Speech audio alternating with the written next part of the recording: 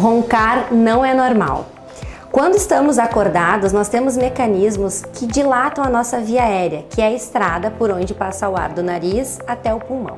Quando dormimos, nós estamos relaxados e essa estrada pode fechar e pode ocorrer um turbilhonamento do ar na nossa garganta, que pode ocasionar o ronco.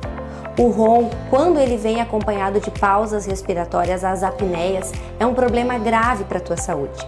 O ronco ele é democrático, ele acomete crianças, adultos e idosos. Conversa com o teu médico sobre a qualidade do teu sono.